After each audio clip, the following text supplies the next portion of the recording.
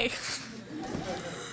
It does feel like mishpacha, feels like family, and I think that's something very special about my rabbinate, and it is such a deep, deep honor to be here.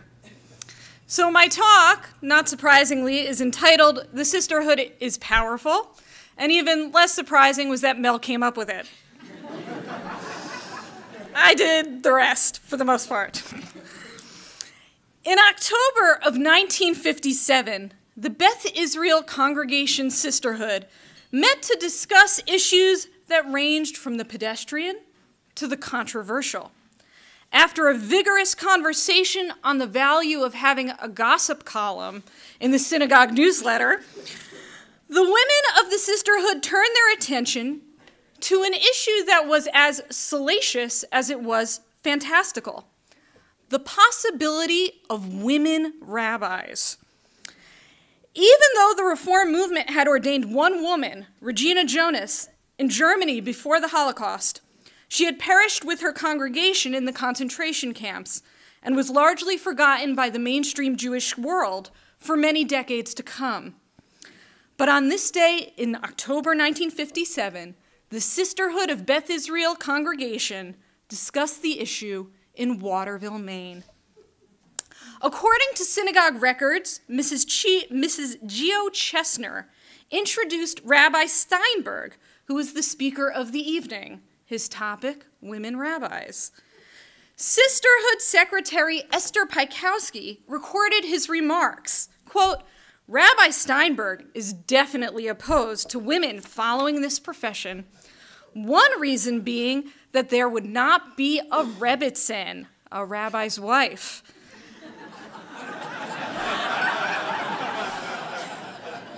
And since a rebbitzin has functional duties in the congregation, it would not do to have a husband perform these duties.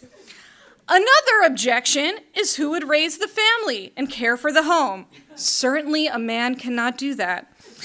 Therefore, a man says in his prayers every morning, 'Thank you, God, that I was not born a woman.' Another reason of objection," he explained, "is that with an attractive woman in the pulpit, men will not be able to concentrate on their prayers, but will have their minds elsewhere." He doesn't elaborate where. He further claimed the rabbis of old feel that women could not concentrate and are incapable and therefore relieved of rabbinical aspirations. Rabbi Steinberg, however, feels that women do have as good as minds as men, but it is much more necessary to have them as rebbitzins. At that point, even though the sisterhood notes may appear to some as dry historical record, the attentive reader can physically sense Esther Pikowski's palpable disdain for the rabbi's remarks. With one pithy sentence, she expressed an opinion that was probably percolating among some of the other women in the room. Quote, "If I may interject my own opinion right here, I would like to say that the laws were written by men and were made to suit their own best interests."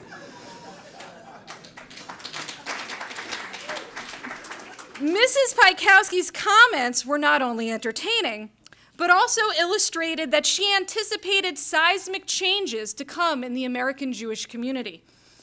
Hundreds of miles away from the epicenters of American Jewish life, largely forgotten and ignored because of our small numbers, limited resources, and isolated location, the Sisterhood, Hadassah, and Theodore Levine B'nai B'rith chapters at Beth Israel Congregation were nonetheless part of larger historical trends in American Jewish life. These women, like women across the United States, served as the lifeblood and guardians of American Jewish life and grappled with some of the most controversial topics of the past century, participating in debates that have concomitantly defined the contours of the American Jewish landscape and fractured the larger Jewish world even until today. Though there were 3 Jewish women's organizations based at Beth Israel, the most dominant of the 3 was the Sisterhood. While Hadassah may have tended to the practical needs of mandatory Palestine and Israel, and B'nai B'rith to serving the on-the-ground needs of Jewish college students through the creation of Hillel International. It was the sisterhood that maintained synagogue life locally and nationally. Sisterhood was the backbone of synagogues throughout the US in the mid-20th century. It played a unique role in the life of the Jewish woman, while also reinforcing, simultaneously providing her with leadership roles and stature, while also reinforcing her unique, womanly, domestically oriented responsibility for the Jewish community. Scholar Beth Winger explains this complex dynamic. As volunteers and club women, Jewish women fulfilled the traditional duties of women of valor by dedicating themselves to the betterment of families and communities. Volunteer work, initially designed for women's selfless activities, allowed women to acquire a sense of selfhood and gender consciousness while sharpening leadership and organizational skills. Jewish women who began as behind-the-scenes workers gradually emerged as public agents. Behind the myth of the self-sacrificing female benevolence existed a quietly radical redefinition of behavioral norms for Jewish women. Without overtly challenging inveterate notions of Jewish womanhood, Jewish club women assumed new roles and responsibilities within the Jewish community. On one hand, sisterhood provided a public stage for Jewish women to exercise leadership, but consequently, the synagogue became viewed as an extension of Jewish domesticity. Whether in the home of the atomic family or in the home writ large of the synagogue, the Jewish woman was expected to be the guardian of Jewish religiosity and cultural transmission.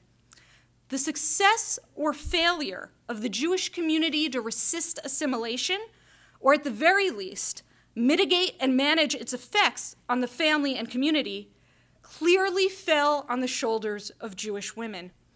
Wenger describes how this dynamic presented opportunities and unique pressures for women in the Jewish community. Quote, "Fears about assimilation and the loss of Jewish identity were most clearly expressed through references to home and family. As guardians of religiosity, women assumed primary responsibility for the health or deterioration of the Jewish home.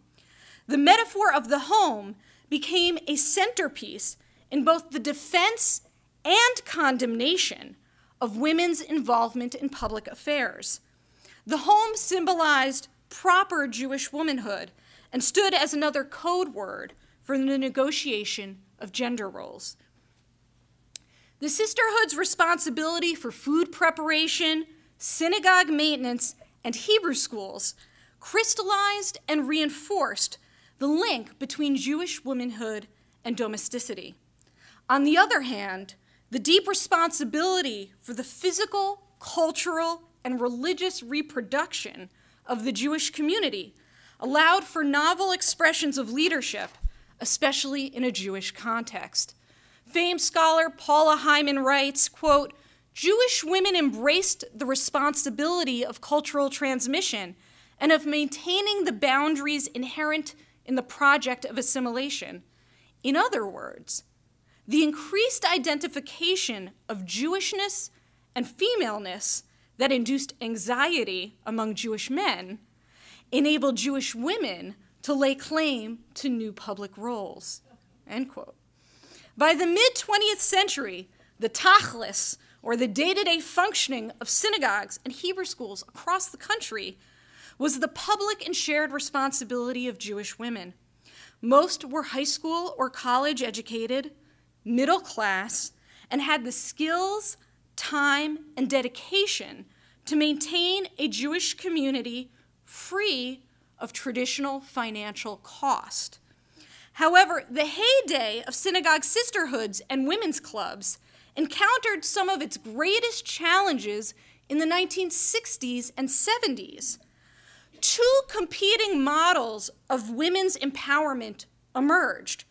On one side, you had the powerhouse women of Hadassah and synagogue sisterhoods who had established themselves for decades in the Jewish institutional world. And on the other side, the feminist movement led by women whose names became as famous as they were identifiably Jewish. Betty Friedan, Shulamit Firestone, Gloria Steinem, and Steinem's close friend, the woman who came to be known as the notorious RBG, Justice Ruth Bader Ginsburg. And all of those women were to be followed by even more radical leaders in the GLBT liberation movement, like Leslie Feinberg, Kate Bornstein, and Judith Butler. Many of these women had tenuous, if not negative, associations with Judaism, in large part due to the patriarchy and sexism found in traditional Judaism. Betty Friedan famously declared in 1970, "Down through the generations of history, my ancestors prayed, 'I thank thee, Lord, that I was not created a woman. From this day forward, I trust all women around the world will be able to say, I thank thee, Lord, that I was created a woman.'" Even those women who did not feel as aggrieved by traditional Judaism as Friedan had conflicted feelings about the considerable unpaid labor to the Jewish community. June Sokin describes the dilemma, quote, "Since the middle 1960s, Jewish women read feminist writings that questioned volunteerism, laud personal satisfaction, and challenged the traditional family structure. As both leaders and followers in the women's movement, Jewish women had come to terms with the meaning and relationship of feminism to Judaism and their personal philosophy of life. Few had questioned the importance of volunteer activities. Few had considered their communal work non-paid, exploited labor. But as well-educated members of the Jewish American community, women were sensitive to the new message. Those who defended their wifely, motherly volunteer life found the exploration and the defense of their work to be energizing and a positive experience. Those who accepted the new feminism and rejected traditional female roles often sought personal rewards in new occupations and professions. Jewish women questioned whether they were fulfilling responsibility and doing mitzvahs or specifically being exploited as women for their labor. Moreover, the right feminist choice was not immediately evident. Sokin explains, quote, "Feminist rhetoric has sometimes been confusing. While feminists criticized American society for ignoring its women volunteers, women were told to demand salaries for their homemaking work. Capitalism, the profit system, and competition were denigrated by the same feminists who told women that their volunteer work symbolized their own low self-image.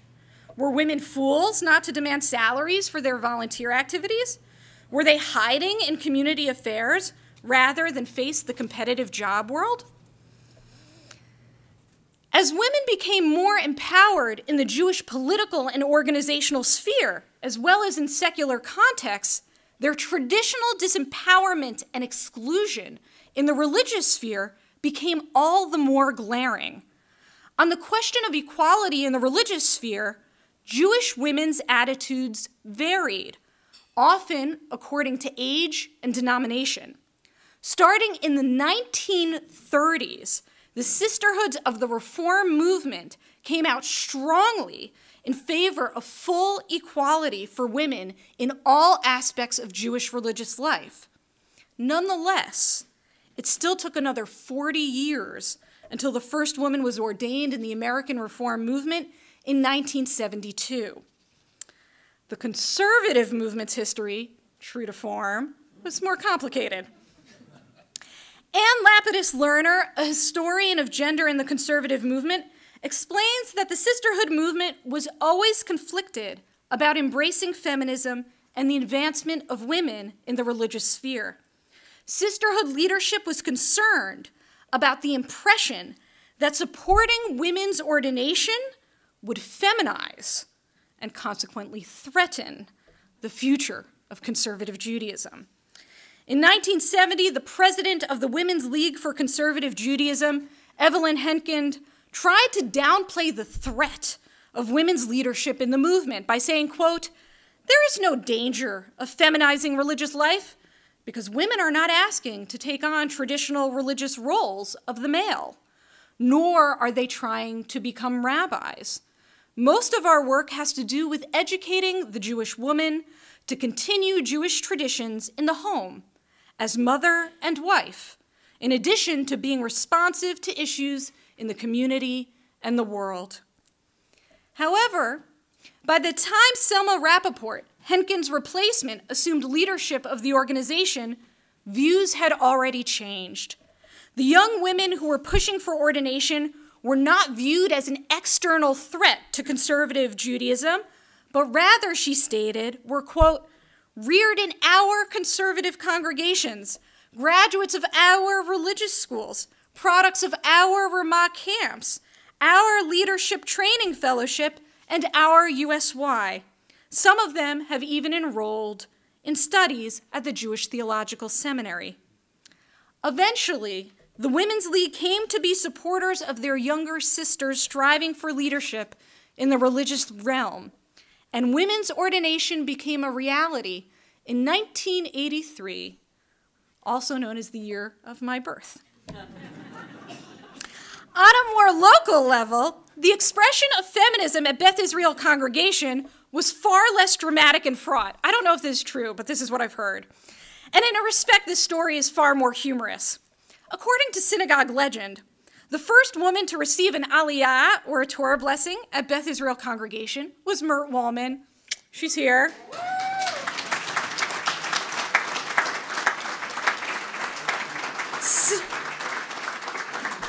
Simply because there weren't enough men to say the 7 blessings during the Torah service. At one Shabbat in the 1980s, Sam Shapiro, a man few would describe as Maine's greatest feminist, but a Jew with a strong sense of justice and equality, who confronts realities for what they are, gruffly approached Mert and said, "You've got the next one." And that's how Beth Israel Congregation became egalitarian. However, just as on the national scale, the women's groups of Beth Israel Congregation were the ones who always got things done. They funded and ran the Hebrew school, planned all of the parties and successful fundraisers, built the kitchen and maintained its kashrut, and at times even extended loans to the synagogue when the larger community needed funds.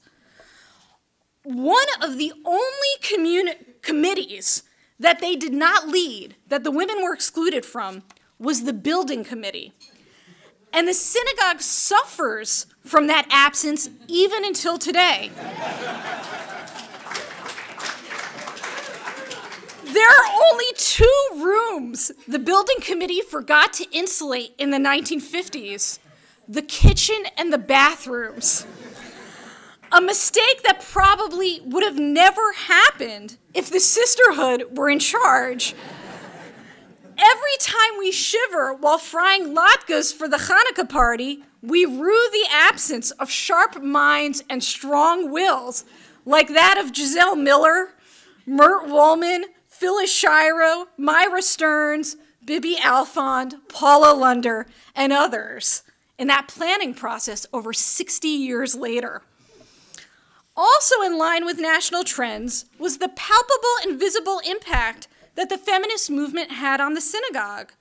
As women chose to devote their talents and energies to the workforce, instead of serving as the workhorses of religious and community organizations in Waterville, there was no longer the same pool of committed women to carry these groups and actualize their missions. Additionally, instead of exercising their leadership in sex-segregated groups, women came to join the synagogue board, serving as presidents, treasurers, secretaries, and in all of the positions previously reserved exclusively for men. We have come a long way from Rabbi Steinberg's warnings about the dangers of women's religious leadership.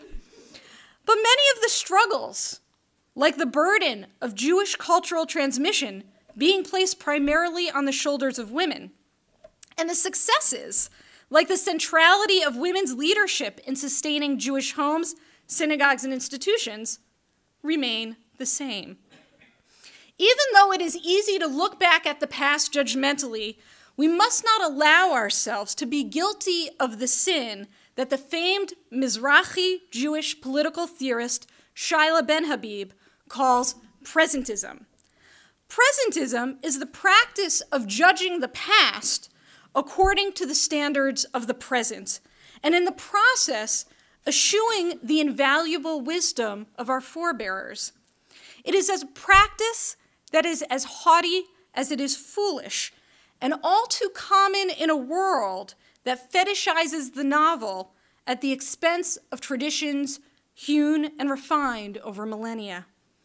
Much has changed since that sisterhood meeting in 1957, held in a fresh, new, modern building on Waterville's Main Street, whose cornerstone was laid by none other than Harold Alfond. It was probably inconceivable to the powerhouse women of Beth Israel that in 2015, the congregation would still be thriving, a thriving conservative community, but with a membership of primarily intermarried families. The kitchen has remained kosher, and the traditional standards of Shabbat observance are still begrudgingly upheld, but mostly through the stubborn insistence of the community's now pregnant rabbi and her wife. What has not changed, however, is that women are pretty much still in charge, doing the hard work to make sure it all still happens. There were 2 Jewish women who did the most of the heavy lifting to bring and keep me in Waterville: Colby's provost and dean of faculty, Lori Kletzer, and Beth Israel president, Tiffany Lopes. While men still do serve on Beth Israel's board, there are a few. Some of them are here. When it is time to decorate for Hanukkah, set up the Shabbat oneg, or make sure that the bills get paid on time, there is still a steadfast cadre of women who make sure the lights stay on, the children learn, and most importantly, that everyone is fed. The role of women in the Jewish community of Waterville is at once radically different than it was in the mid-20th century, but it has also remained quite similar. Judaism has always survived by being able to balance a commitment to tradition and the flexibility to adapt to changing times and different locations. That same measured balance characterizes the role of women within the Jewish community. Since the rabbinic era and the advent of matrilineal descent, our community has entrusted women with the most vital elements of cultural and religious transmission of identity. Women's roles have evolved over time and differed based on geographical location, but have always been a central part of the thousands-year-old drama of the Jewish people. We are here today because of the contributions and commitments of one matriarch in particular, Dorothy Bibby Levine Alfond. Over the past few months, I have been part of a process to learn about who this woman was and the role she played in the Levine Alfond Lunder family and Beth Israel congregation. What became clear quickly was the role she played as the Jewish soul of her family, insisting upon the Jewish education of her children and grandchildren in the synagogue of her youth. She was a leader in the synagogue's B'nai B'rith chapter that was named after her brother Theodore Levine, who died tragically and prematurely.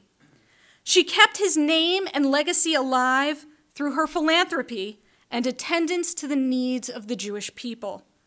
She offered up the Alfond family camp yearly for Beth Israel fundraisers, and along with Paula Lunder, arranged the annual B'nai B'rith Hadassah art auctions that funded the basic needs of the synagogue. But the most compelling element of her legacy, and I would argue the most fundamentally Jewish, was her commitment to Waterville. We learned from Maimonides that of all of the mitzvot, of all of the commandments, tzedakah, the achievement of justice through the sharing of our riches, is the most important in all of Jewish civilization. Moreover, according to our sage, not all forms of tzedakah are of equal value. The highest forms of tzedakah are given to those physically closest to us. First, the individuals in our family, then in our local Jewish communities, then in our own cities, and only then to the greater world. The greatest gifts that we give are to those to whom we are most intimately responsible.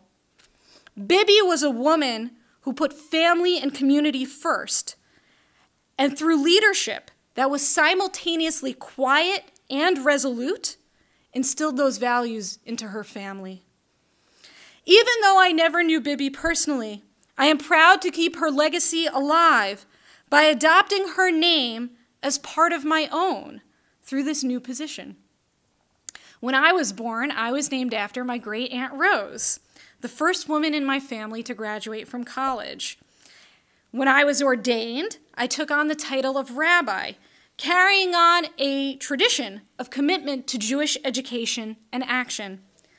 Today, I am joining a group of people who keep Bibby's memory alive through the actualization of her most deeply held values: family, faith, and community, and in particular, Waterville.